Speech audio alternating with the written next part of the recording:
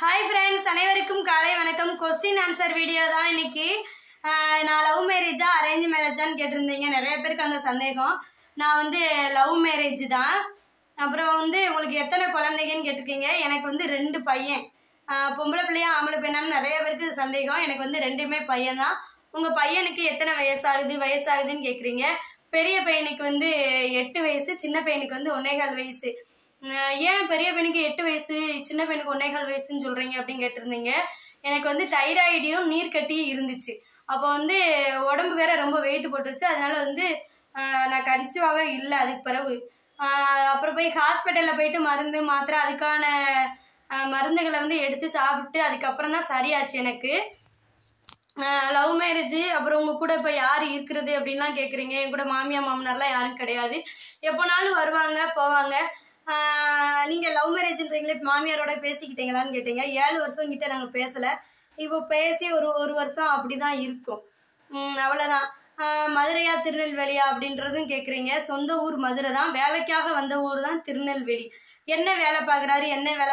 அப்படின்னு கேட்டுக்கிட்டே இருக்கீங்க பிசியாக தான் இருக்காங்க எங்கள் வீட்டுக்கார் வந்து பிசியாக தான் இருக்காங்க ஏன் இப்படிலாம் வீடியோ போடுறீங்க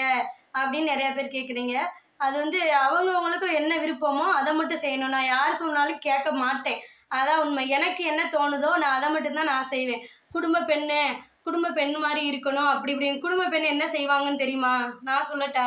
காலையில எந்திரிப்பாங்க சமையல் பண்ணுவாங்க அக்கம் பக்கத்து வீடு கீழ் வீடு மேல் வீடு எதிர்த்த வீடு எதிராத வீடு எல்லா வீட்டாளர்களையும் ஒன்று சேர்ந்து புரணி பேசுவாங்க அதுக்கு நான் இந்த வீடியோவே போட்டுருவேன்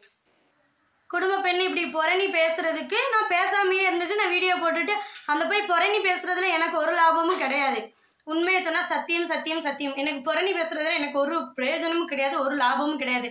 பக்கத்து வீட்டு கதை எதிர்த்த வீட்டு கதை இதெல்லாம் நான் தெரிஞ்சு என்ன போய் ஒரு மயிரும் புடுங்க போறது கிடையாது இப்போ வந்து நான் வந்து ஒரு வீடியோ போட்டேன் அப்படின்னா எனக்கு ஒரு 10 ரூபாயோ ஒரு ரூபா வந்தாலும் கூட அது லாபம் தான் 1 ரூபாய்க்கு ஷாம்பு வாங்கி குளிக்கலாம் அப்படிதானே ஒரு 5 ரூபா வந்தாலும் ஒரு டீ தூள் வாங்கலாம் 10 ரூபா வந்தால் பால் பாக்கெட் வாங்கலாம் பக்கத்து வீட்டு எதிர்த்து வீட்டோட புரணி பேசி எனக்கு என்ன கிடைக்க போகுது குடும்ப பெண்ணுன்றவங்க இதை தான் செய்யறாங்க நிறைய பேர் பல பேரை சொல்லலை சிலரை சொல்றேன்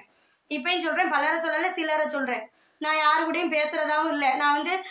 இது தப்பு அப்படின்னா நான் நேரா சொல்லுவேன் இங்க உள்ள யாருக்குமே பிடிக்காது அதனால வந்து நான் யாரு கூடயுமே சேர மாட்டேன் இப்போ வந்து நான் உண்டு சமையல் உண்டு வீடியோ உண்டு பிள்ளை உண்டு புருஷன் உண்டு நான் பாட இருக்கேன் எனக்கு இந்த லைஃப் தான் பிடிச்சிருக்கு யாரும் வந்து எனக்கு வந்து அட்வைஸ் பண்ணணும் அப்படின்றது அட்வைஸ் பண்ணுங்க எதை கேட்கணுமோ எதை கேட்கக்கூடாதோ அது என்னுடைய விருப்பம் உங்களுக்கு புரிஞ்சிருக்குன்னு நினைக்கிறேன் பாய்